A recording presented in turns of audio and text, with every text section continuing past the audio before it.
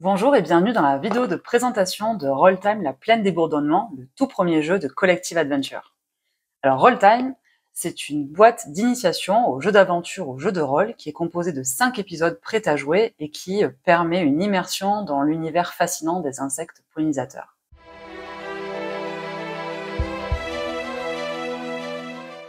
On va découvrir le contenu de la boîte ensemble. J'ai déjà enlevé le film plastique pour que ce soit plus rapide. Alors, premier élément que vous allez trouver dans votre boîte de jeu, c'est le livret de l'aventure. Donc c'est vraiment le livret qui est à destination du meneur ou de la meneuse de jeu. Il regroupe les 5 épisodes prêts à jouer. Chaque épisode est composé de scènes et chaque épisode fait environ entre 15 et 20 pages, ce qui fait entre 20 minutes et 30 minutes de préparation pour le meneur de jeu. Le second livret que l'on va trouver dans la boîte, c'est le livret des règles. Alors celui-ci, il explique toutes les mécaniques de jeu, le matériel que vous allez utiliser, et puis surtout, il donne des exemples très concrets de comment prendre en main le jeu facilement. Le troisième et dernier livret que vous allez trouver dans la boîte, c'est le livret pédagogique. Il a été écrit par le laboratoire d'éco-entomologie avec lequel on a travaillé sur le jeu, et à l'intérieur de celui-ci, vous allez donc découvrir les différentes créatures, les différents insectes que vous allez rencontrer dans l'aventure, et puis surtout, c'est une façon d'en apprendre un peu plus et découvrir la réalité derrière la fiction. Un élément central de notre jeu, ce sont les fiches de personnages des 6 insectes pollinisateurs que vous allez pouvoir incarner. Alors la structure des fiches de personnages est la même pour tous les insectes. Vous avez le nom du personnage ici, donc ici c'est Jagos, son archétype, donc lui c'est un druide, son espèce c'est un bourdon, le mantra qui permet de saisir sa personnalité, ses points de vie, ses différentes compétences sous forme de bonus, et au niveau 1, on vous indique les équipements avec lesquels Jagos va commencer l'aventure. Vous pouvez constater ici qu'on a des niveaux, donc sur le recto, on a le niveau 1 et le niveau 2, et puis quand on tourne la fiche, on a le niveau 3 et 4 qui permet d'avoir davantage de compétences. Alors je vais vous présenter rapidement les 6 insectes que vous allez pouvoir incarner. Voici Sarnas, qui est un papillon pendu-jour barbe. Émette, la coccinelle roublarde. Draka, la guêpe chasseuse.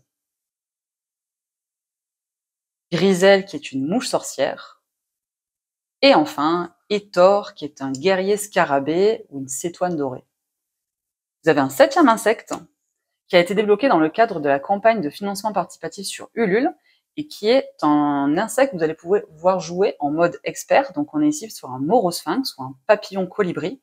Et on parle de mode expert tout simplement parce que ici, les compétences sont uniquement associées à son espèce et vous pourrez ajouter les compétences de l'archétype que vous allez choisir de jouer. Typiquement, vous pouvez jouer Tizari comme un guerrier, un sorcier ou un barde. C'est à vous de choisir.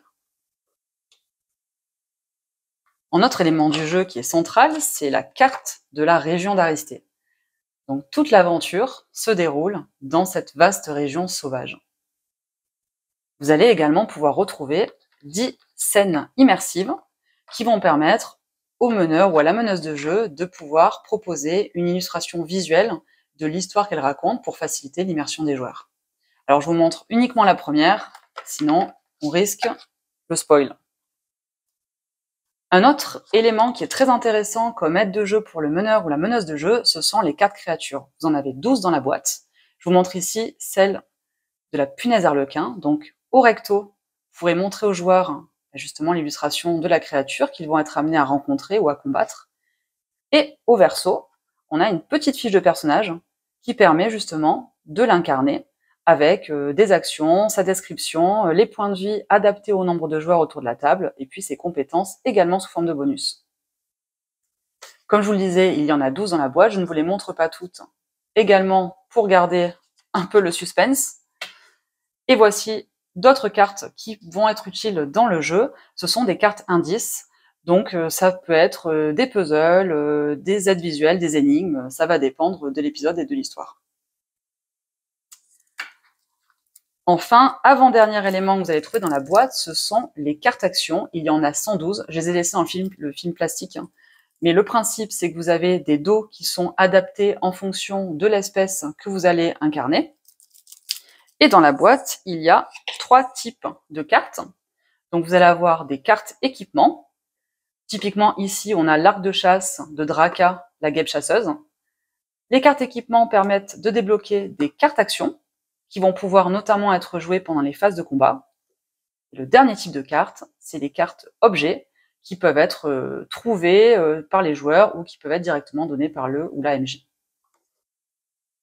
Et enfin, le dernier élément contenu dans cette boîte de jeu, c'est le dé à 20 faces qui va permettre de résoudre tout ce qui est aléatoire.